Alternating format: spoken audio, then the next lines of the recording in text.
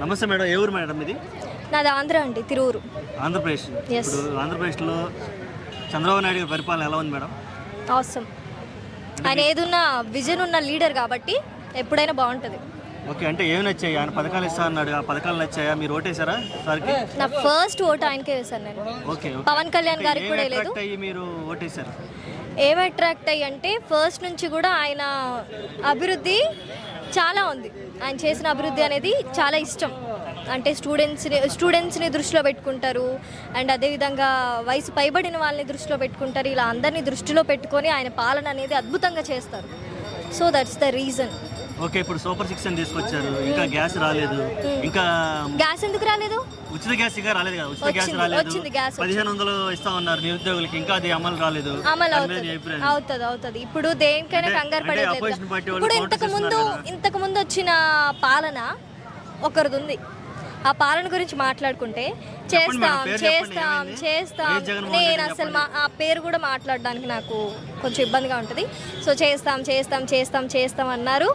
అది ఎప్పటికో 2 సంవత్సరాలకో 3 సంవత్సరాలకో. ఇప్పుడు జనాలు ఒకటి, మా ఏపీలో జనాలు ఏంటంటే ఈరోజు రూపా వచ్చి రేపు అరిగిపోవాలా, అలాంటి దృష్టి, అలాంటి మైండ్ సెట్తో ఉన్నారు. అందుకే కొంచెం ఆయన్ని సపోర్టివ్ చేస్తున్నారు చాలామంది వరకు.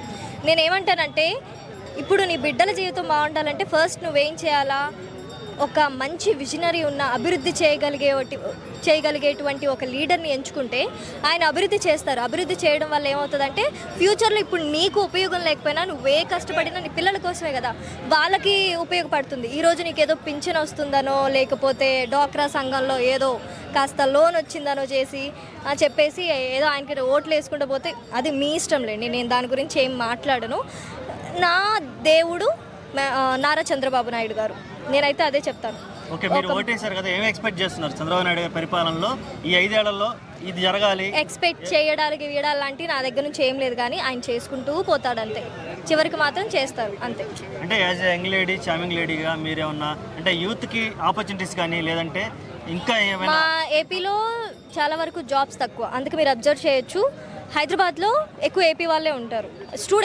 మ్యాక్సిమం స్టూడెంట్స్ ఎక్కువ ఉంటారు, ఎందుకంటే అటు జాబ్స్ లేవు కాబట్టి అందరూ ఇటు వచ్చి వాళ్ళ బతుకు తెరువు కోసం, ఫ్యామిలీని అంటే సంపాదించి వాళ్ళకి పెట్టడం కోసం అని చెప్పేసి ఇక్కడికి వచ్చి జాబ్స్ చేసుకుంటూ చిన్న చితక పార్ట్ టైంలు లేవు, ఇవన్నీ లేవు, తిండి తినక ఏం తినక చాలా వరకు కష్టపడుతున్నారు యూత్. ఏపీ వాళ్ళ గురించి మాట్లాడుతున్నారు.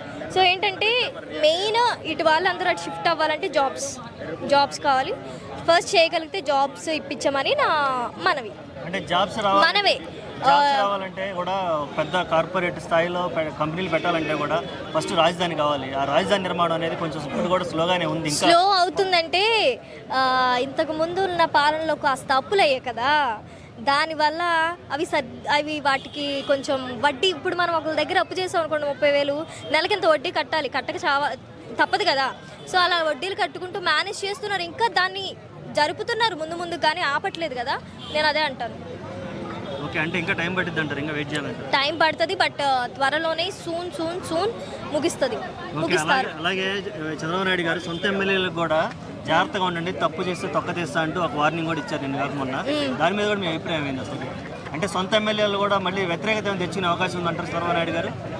So repeat again. సొంత ఎమ్మెల్యేలకి కూడా వార్నింగ్ కూడా జరిగింది, మీరు ఈ మధ్య పిచ్చి వేషాలు వేస్తున్నారు, నాతో మామూలుగా ఉండదు, మీరు జాగ్రత్తగా ఉండండి.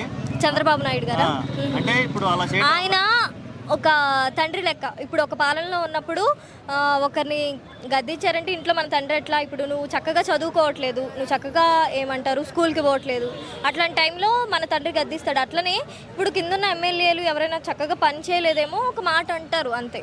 నా ఒపీనియన్ అది. Okay, thank you madam, thank you, nice conversation. Thank you.